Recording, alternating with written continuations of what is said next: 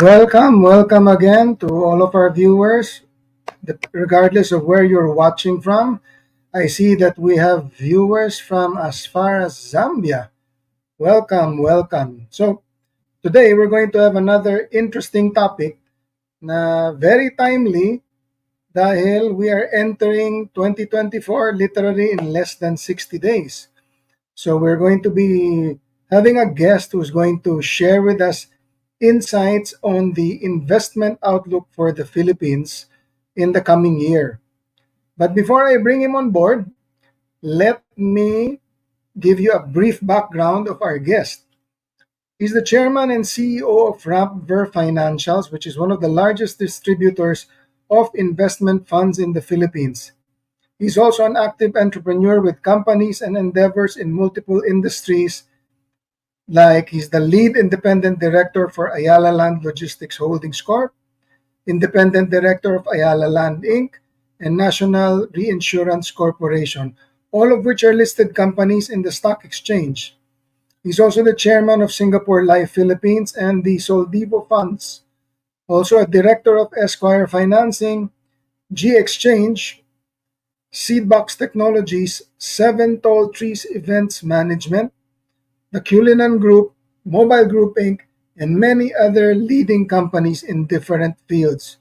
So clearly, nakikita natin that he's well respected. That's why, regardless of what industry these companies are in, they would certainly consider it an asset to have him as part of their group. He's recognized as one of the best business leadership, finance, marketing, and sales speakers in the country, and is also a best selling author.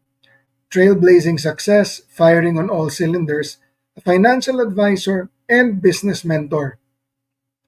He has a master's degree in business management with distinction from the Asian Institute of Management and was one of the 10 outstanding graduates of his batch from the University of the Philippines, where he obtained a BSBA degree, double major in marketing and finance. Hindi siya nakontento with one degree. He went for a double. He was also awarded the most distinguished alumnus of the UP Cesar Virata School of Business and is a fellow with distinction at the Life Management Institute of Atlanta, Georgia. He's a registered financial planner and a four-time member of the Million Dollar Round Table. And he was also a professor of marketing and computational finance at the De La Salle University Graduate School of Business and was awarded as one of the university's most outstanding professors. So, I'll not delay any longer. Clearly, you can see that our guest definitely knows the topic inside and out. So let me bring on board Sir Rex Mendoza. Thank you. Thank you, Fermin. Good evening and welcome. And, an honor to be here for all our viewers. Thank you. Well, so Sir Rex, let's get right to it because I'm sure our viewers are going to have a lot of questions. So let's start. How does given the current scenario, diba? So how does the investment climate in the Philippines right now compare with its peers in the region? The ASEAN region is very strong. No? If you're going to be looking at the global economy is really very weak. But if you're going to be making it a little granular in terms of analysis, it would be the more advanced countries that would be more problematic, specifically the US and the Eurozone. No?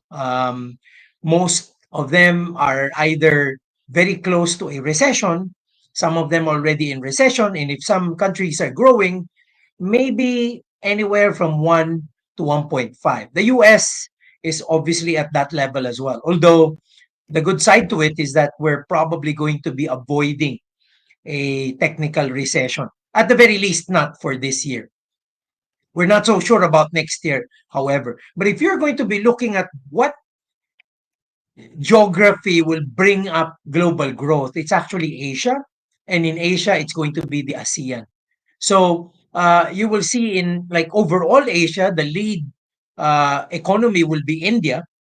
And in the ASEAN region, it will be a toss-up between India and the Philippines as far as GDP growth is concerned. So we're stacking up pretty well. Unfortunately, many places of the globe, like Sub-Saharan Africa, the Middle East, are not doing so well because of all the geopolitical tensions and the conflicts that are happening in those areas. So we're a bit lucky, so to speak, but our growth is also capped because there is a global issue. And not a lot of people can really say that the coast is clear. If there is something that we have to consider or maybe to really pin down as an issue, it's actually sentiment. So we cannot really grow and really say that we're out of the woods because other countries and other regions are still at the doldrums. So somehow that also drags us down. Yeah, that's very true, Sir Rex. Because sometimes, even if let's say your fundamentals or your technicals would seem to indicate you should be on a much higher trajectory, you're correct. Perception and sentiments will have a very big role to play in terms of impacting trajectory. Yeah, basically So, it's really the driver now, no? If you're going to be looking at the local stock market, we're more than two standard deviations lower than our average in terms of PE multiples. So it's really cheap. But cheap can get cheaper if no one's buying. So I guess the psychology and the negative sentiment is getting ahead. So earnings wise, companies, especially those that are listed in the PSE, many of them are growing actually at double digits, some even triple digits. But their numbers aren't moving in terms of share prices. No, they're still lackluster in terms of share price performance because no one's really buying. No, and when I say that, I pertain most to foreign investors, and alam mo naman the market that we have basically small. So we really need the foreign investors to come in to really have a good run on our markets. The local side and the retail side cannot carry this and take it to the real positive level, so to speak. I have a follow up question on that, Sir Rex, because that's true. Our market has historically been heavily impacted by foreign activity. So, if we don't see much of the foreign activity here, in which markets of Asia do you see them at the moment? Well, they're going to be sticking to the more stable markets. No, if you're going to be looking at the move to the risk, the real institutionals are now just holding fort in Singapore and Hong Kong, and mostly on fixed income, not even on equities.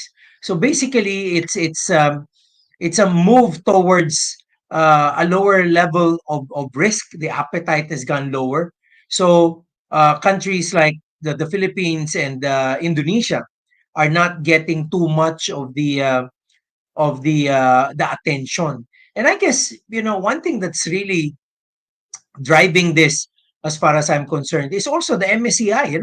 For the last 2 or 3 rounds, they've always made adjustments, and unfortunately, in many of those adjustments, we are on the losing end. No, most of our companies have gotten a smaller weighting in those indices. And the Philippines, as a country, when they brought in Saudi Arabia, they brought in other economies. Obviously, countries like the Philippines suffered cuts in this particular rounds, and that's the reason why instead of even buying our markets, they were even forced to sell. That's true. That's true. So, given what you're seeing right now, Sir Rex, would are you bullish, bearish overall? I am bullish, and I would even say cautiously bullish, but at the very least bullish as well. Because again, let me say it quite straight. We still have issues like corruption, political instability. We have a staggering debt level. All of these things that we have to address. Even the lack of infrastructure, and as an archipelago, there is a cap to our economic growth if we have the traffic that we have just within the metropolis. So if you're going to be seeing these problems, we should be maybe at the negative side of things. But let me explain why I'm a bit bullish. It's because we have the population growth, we have a good, internal uh, domestic market, very strong. The surefire three pillars of the economy right now are all growing: overseas remittances, tourism. Without a lot of effort, we have registered the fourth largest tourism growth globally. We are improving infrastructure when it comes to airports and the movement across the metropolis. We're building bridges, we're building highways. If this will all be mainstream or on stream by the early part of next year, most of them will actually be delivered in 5 years. But much like stage three of the Skyway connector between NLEX and SLEX, some of these will partially be delivered next year. And if people see that, we're getting um, some solutions to our internal, you know, uh, headwinds in terms of economic growth, I think people are going to be more confident. On top of that, the BPOs, yes, with the overhang of AI, a lot of people are concerned about losing the jobs to AI. But quite frankly, I'm of the personal conviction that AI cannot also do things by itself. You would need the prompts, you would need the the intervention of humans. And what we need as a country, being dependent on the BPOs, would be to up our level of capability, to upskill our BPOs so that they're not just going to do the regular customer service and the regular voice um, services to most of the international companies. What if we're the ones driving AI as well? So there is a good part of that that's already happening. So BPOs, from about $90 million in the year 2000, last year they've actually contributed $32.5 billion. Overseas workers, from only about $6 billion in the year 2000. Last year was about 36.1 billion, and now estimated to be 37.5 billion. So there are, you know, areas that are humming. There are pillars of the economy that are doing pretty well. And certainly, if this continues, then we're going to be in for a higher level of growth. Now, the government is also pushing the envelope on infrastructure development, which brings money to the countryside and will also bring economic activity to the more rural areas of the country where these highways and bridges will be built. So altogether, these four factors will be major movers for next year. So yeah, I'm cautiously bullish, but I would certainly not put all my money and create a big bet. But I'm going to be, and I am really starting to accumulate on a regular basis. No, I agree with you because you're right. You point out that there are elements, kumbaga, which are prepared for takeoff. It doesn't mean that everything will move in a straight line, and there are still black swan events that can derail even the best of potential. But given the outlook that you're seeing, I do agree that there are definitely sectors poised for growth, which will hopefully propel the bigger economy along with it. Given what you said, Sir Rex, are there specific asset classes, since we were talking about investment outlooks, and you said that you are accumulating in certain sectors, are there specific asset classes or industries that you are bullish on? And related to that, what are those naman that you're bearish on? Okay, because I firmly believe that we're certainly seeing the peak in terms of interest rates. If we're not at the peak, we're close to that peak. But I would probably feel, especially for the US and the Fed, I feel that peak could have happened in July. They've had 11 straight increases in rates, three this year. And I feel that they would have probably hit that peak in July. The Philippines did rate increase off cycle, right? But after that, we've also seen inflation going down from expectations. I guess that was also a surprise. So, if ever inflation is going to be uh, going down and interest rate hikes are going to be a thing of the past. Bonds would be a good bet, especially the high rate bonds that will go on the long tenors. That would have, possibly that will give you a very good cash flow and maybe even a lot of premium and capital appreciation when rates really start going down. And if the US by the midpoint of next year to the third and fourth quarter, if they start cutting rates, then you're going to be in for a good position. Um, Obviously, commodities are also going to be good because I'm not saying across the board, but I favor gold because of the political instability and the geographic, the geopolitical issues and concerns. So I'll favor gold and oil because of the Middle East situation. While oil has been going down recently, it's for me also a good bet until we really see a resolution in the Middle East crisis. I also favor a bit of cryptocurrency, but I keep myself within those that will have use cases, no? And certainly just the big ones. I'm not going to be betting on those that would probably potentially disappear over time. So to be honest about it, I'm just in four, and that's going to be Bitcoin, Ethereum, ADA of Cardano, and Solana. So I'm just in those four, but substantial as far as my previous commitment to cryptocurrency is concerned. So on top of that, because of again that interest rate scenario that I'm trying to paint. I would also love to put a little bit on real estate now. It has been battered the last 2 to 3 years. I guess real estate will be a good recovery story for the year. Banks would have made their money, so I'll avoid banks for now. Banks have made a lot of good moves and margins were fat because of the interest rates going up. But when interest rates go down, you will also see the banks scrimping for margins and profits.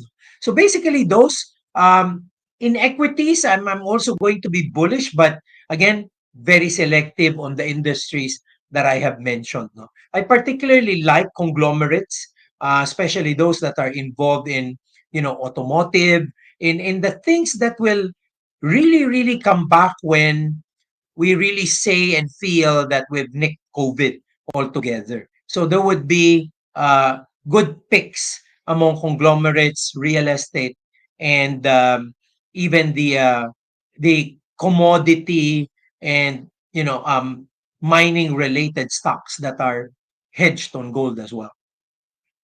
I agree because you're right. The moment, because I truly believe that it's not a matter of if the US will lower rates, it's just a matter of when.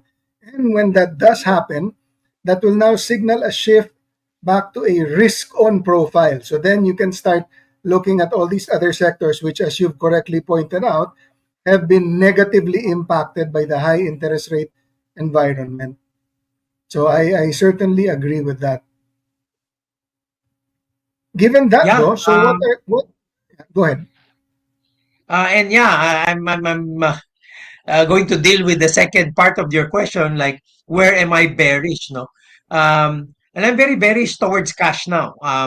There was a time this year, early part of this year, where I said that cash is an asset class to hold because of the de-risking moves that we've encountered all throughout, especially the first and second quarter. But for 2024, I probably wouldn't want to hold cash. Again, the purchasing power will just go down, especially that we have a weaker currency. I'd really mobilize the money. The other aspects would probably be, yeah, the staples. I feel that agri-based commodities are also going to go down because if inflation is actually getting tamed, then certainly this asset classes will not do very well next year. I do have a question. When you mentioned you are bullish on conglomerates, because I know that there's a school of thought that says rather than buying, let's say, the holding company, you just go into the operating company itself. What's your view on that? Well, I would say the same. I would say the Hmm. same. But the reason why I'm saying conglomerates now is because the the Taipan families, if you notice, are supporting the prices of their conglomerates. They have actually asked the SEC to approve buyback programs, and those amounts are staggering. 25 billion, 20 billion to buy back their shares on the conglomerate side, not on the operating level. The operating level now will have to be dependent on, as I've said earlier, the retail or the foreign fund managers. But the conglomerates are well supported, like SM, for example, with the Cs, Ayala Corporation with the Zobels, no, and even GT Cap with the Ts, no. So if you're going to be looking at their buyback programs, they're actually telling the market, why will I get down to investing capex on all of these operating companies, and it will take me a bit of time to have IRR, whereas I can just buy my share that's undervalued, and I can really get my IRR of what, 11 to 12 over time per annum, without breaking a sweat. So a lot of them that are pretty liquid, if you notice recently, would be buying their own shares, buying their own stock. So again, I have this notion that somehow there are times when we do have to, not go against the big boys, but join the big boys. So there would be a part of me that will join their bets as well. No, I mean, I would agree with you on that. I mean, I'm certainly not one who would advocate going against the trend. That's probably more for those who are truly risk takers. Now, but you mentioned earlier clearly that for the Philippines or other countries for that matter, for them to realize their full growth potential, the private sector can't do it alone. And so clearly they also need the support of the government sector. So, what do you think are the elements needed to make the investment climate more attractive? You know, very unfortunate to say this, but a lot of our neighbors are putting a lot of effort in inviting investors in. And here we are, we're trying to trim down incentives. So it's almost like, we're not the only game in town. They can go to Vietnam, they can even go to Cambodia now. Thailand is actually beating us to the punch in terms of getting these FDIs, right? So I guess we should go back and revisit those incentives, because we're not going to be, it's a beauty pageant, and we're not going to be one of the first choices because of the way we've been dealing with scrimping down on our incentives. That's one. Number two, we really have to push the envelope on infrastructure development. We are an archipelago. We have problems in movement, logistics, and stuff like that. We have. I think it's very unanimous that we have to pour in money on strategic infrastructure. Unfortunately, the government had a slip up during the second quarter of this year. They're not even hitting their budgets, meaning we already gave them the go ahead because the budget is on their hands. They didn't spend it. So I guess it's very clear that we have to, uh, somehow get out of the distractions and focus on what needs to be done. I mean, again, I said earlier, we have a problem with debt. But you see, debt as a percentage of GDP is no problem in places like Singapore, because people know where it's going. The problem we have is that we have high levels of debt, but because we don't trust the government in the way they're spending, where the money, where they spend that money, creates that level of distrust, right? So we don't get enough support from investors. So these are the things that for me are the clouds of doubt on top of what the government is doing. And I guess they should be able to get a little bit more of respect, get a little bit more of the proper attention. Kasi um, for me, I say this straight from the cuff. There is distrust, and we go for stuff like Maharlika Fund. It doesn't help when we get into controversies like that. All the more people become worried, people overguess what can be done, what's gonna happen. But you see, quite clearly, in a given country like Norway and Singapore, a sovereign fund is good. A sovereign fund works. But you see, here we don't trust government. So let's get the trust rating higher before we get into the distraction. Because I can tell you, if we trust government and a fund like that is being proposed, we're not going to be talking about it so much. The reason why we're so negatively reacting to it is because the government doesn't enjoy the trust of the people. That's the issue that we face. So I'd rather do that. Maybe ask government to concentrate on like public services, concentrate on the incentives to attract um, all of these investors, foreign direct investments. In fact, I would favor that they do more of these trips. Some people find the trips negative, but for as long as the trips give us the right pledges and the right flows of investments, I'm not going to complain about them. Now, that's true. Basically, it's like the equivalent of having many small road shows, kumbaga, di ba? To try and drum up Yeah. interest in the Philippines. But since you already started talking about government, so let's say if we are looking at the current administration, you already made some reference to it earlier.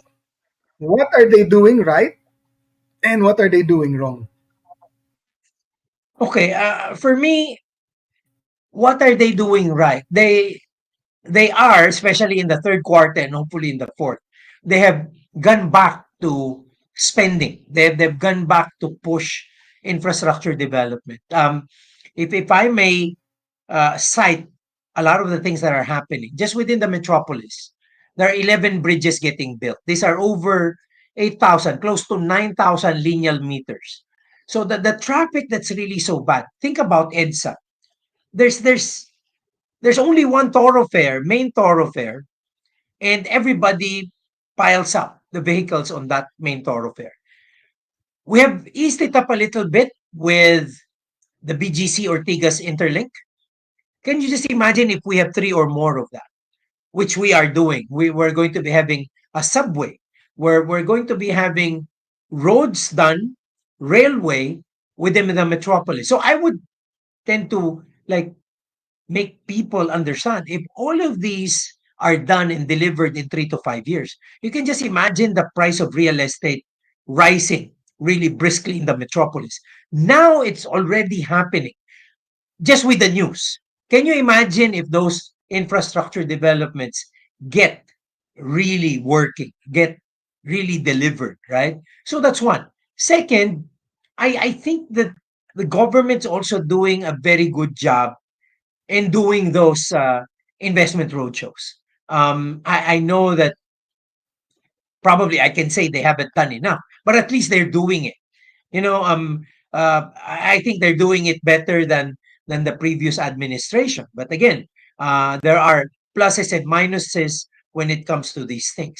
Um, the other area where I like what government is doing is in the fiscal and monetary control. I think our economic team is doing very well, given the problematic year that we see in 2023.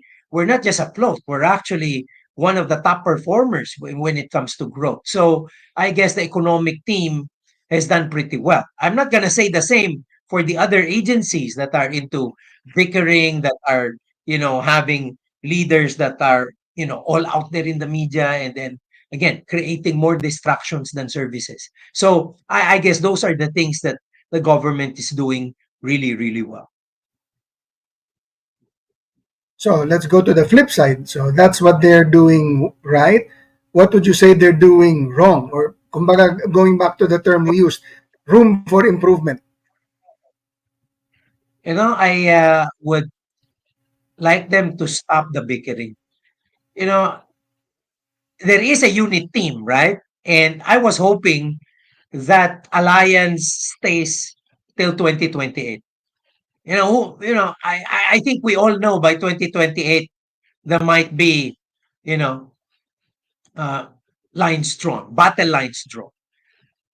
But to do that as early as now, and the potential that they can go right smack at each other in 2025 can be, somehow problematic, because you will see the programs of government going to change in the next 3 years. We're still before, I mean, we're still within the first half of this administration.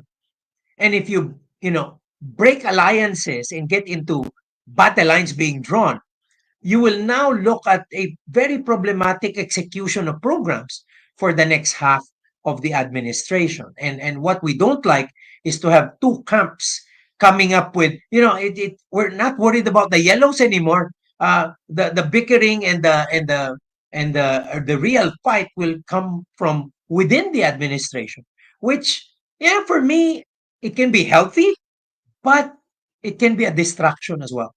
And again, we all know we're not in the pink of health as far as an economy is concerned. So all of these infighting won't help. So that's for me very important. Second is the way money is being used.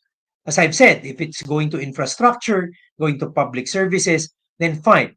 But a huge chunk of money, and this is very obvious, maybe, um, but not to a lot of people, but it's very obvious that we're still into that ayuda mentality with all of these Tupad and IX, these programs that are basically dolouts. See, I don't believe that, because there will come a time when you're just gonna run out. We've always gotten back to that statement saying, you give somebody a fish and you feed him for a day, you teach him how to fish and you feed him for a lifetime.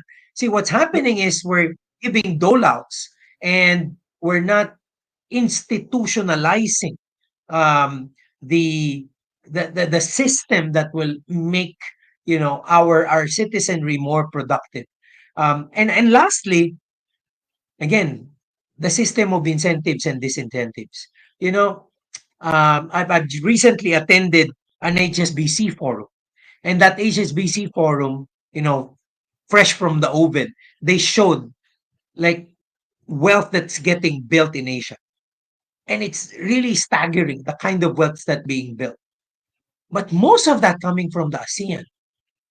But your eyes will probably like really glare at it, because granularly, the biggest rise in wealth, or the number of people who would at the very least have $250,000 and up, are in two countries. And the biggest one would be Vietnam, and the second one will be the Philippines.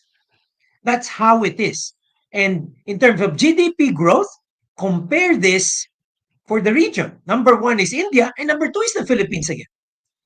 So fundamentally, we are strong, and we can even get better if we are focused on the right things. But where is the pitfall? Where are we weak? It's really in the savings rate. For men, we're spending what we earn as a country, and there is really no mindset for saving. I mean, before the pandemic, our savings rate's already at 26%. 26%. And we're getting better than other countries. This year, we're almost on the tail end again with 19%. We have fallen below 20%. So if people are not setting aside money to invest, people are not setting aside money to save, then we cannot preserve the wealth. See, I always say this: we can only have a prosperous nation if we have prosperous individuals and families. But if people are spending what they earn, there is no wealth to be created, because wealth is what you keep, it's not what you earn, right? So I guess those are the areas where, government will have to do a little bit more in pushing for the incentives and disincentives towards saving.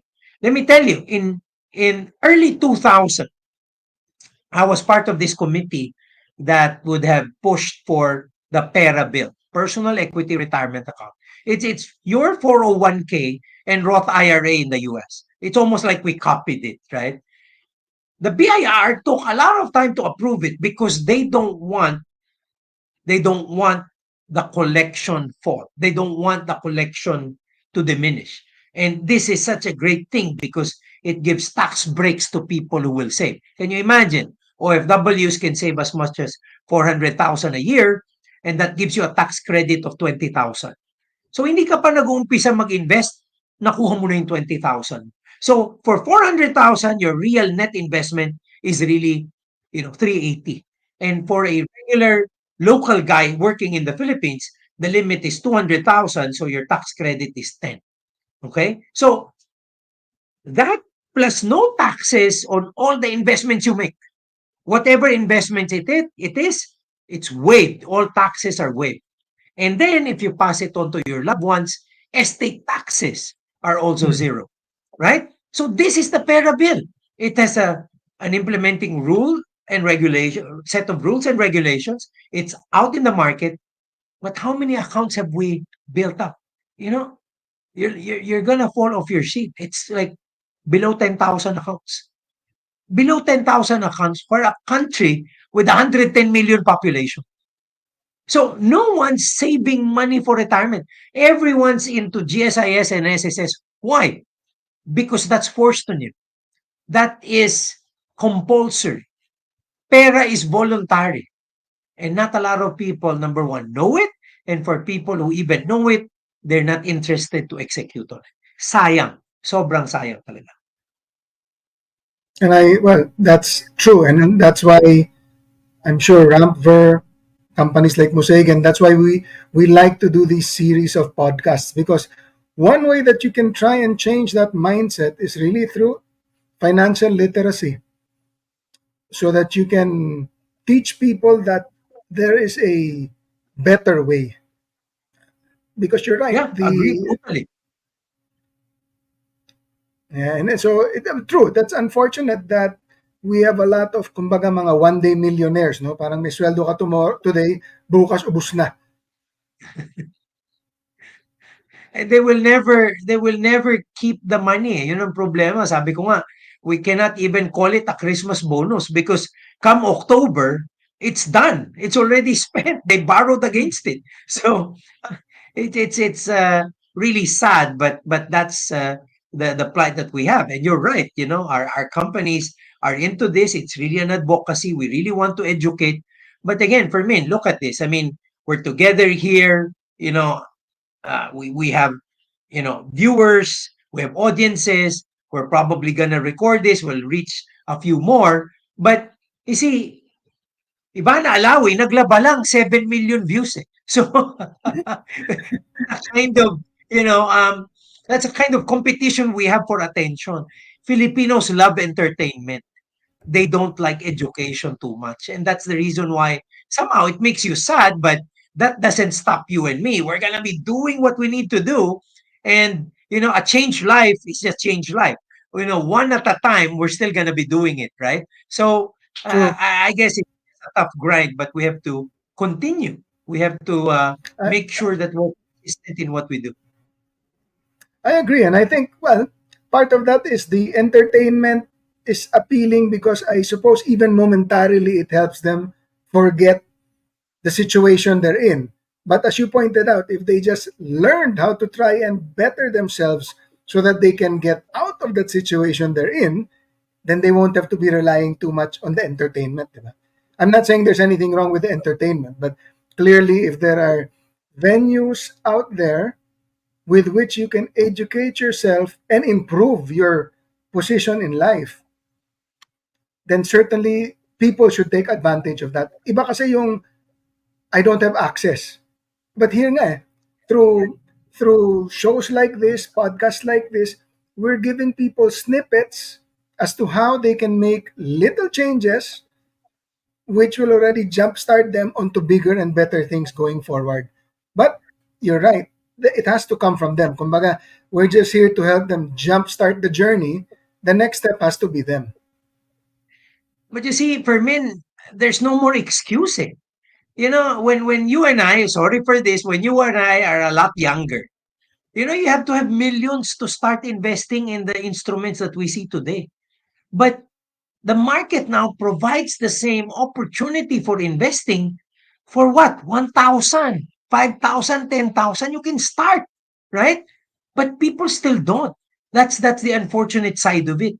And when people, start small and they do it continuously, they'll have the compounding power of money working for them.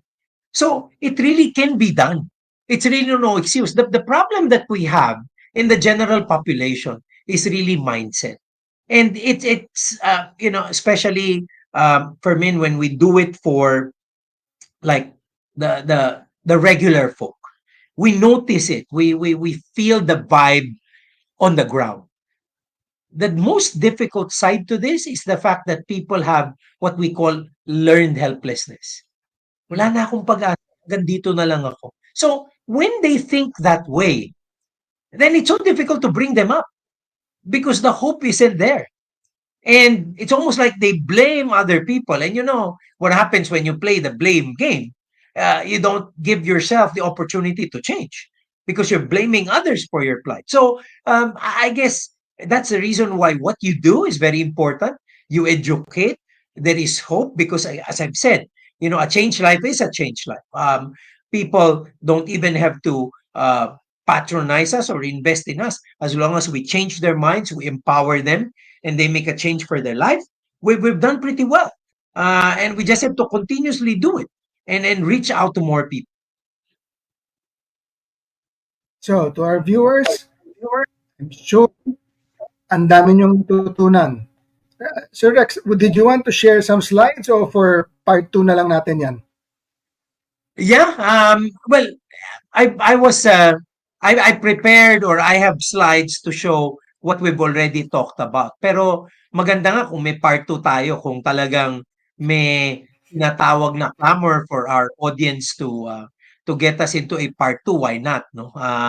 Yeah, I I've talked about it, pero siguro graphically they can all see the pictures in the slides as well. Pero baka mamaya pwedeng maging boring yan pag hindi interesado ang mga tao. So let them decide. If there is a clamor for us to do a part 2, let's do that. I'd be happy to do it with you.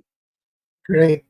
So anyway, before anything else, thank you, Sir Rex, for your time. Now, in case people wanted to learn more, how can they reach you? Well, we do have social media channels like you, no? Rampver Financials. They can just look for Rampver Financials in YouTube. We're even in Instagram. We're in Spotify. We're also in Facebook. And would you believe, Fermin, just to do what we need to do, we're also in TikTok, diba? Yes. So we do that to be able to reach out. Eh. So look for it. Even you can even type Rex Mendoza, Rampver Financials, and again, this material would all be free, and you can educate yourself. Share it with other people. Share the link and let them subscribe and also enjoy the videos and be educated. Again, we should learn to earn. Entertainment is nice, but they actually bring us nothing of value at a certain point. Well said. And I like that. It's okay to be entertained. Pero if you already learned to earn muna, saka ka na mag-entertain after. Well, Yeah, again, so very true. thank you very much for your time, Sir Rex. And definitely, I promise you, we will have a part 2. So to the viewers out there, thank you very much for taking time from your schedules to listen to us. And we look forward to seeing you at our next podcast. So for now, this is Fermin from Museigen signing off. Sir Rex, thank you very much again. Have a great weekend, everyone. Thank you.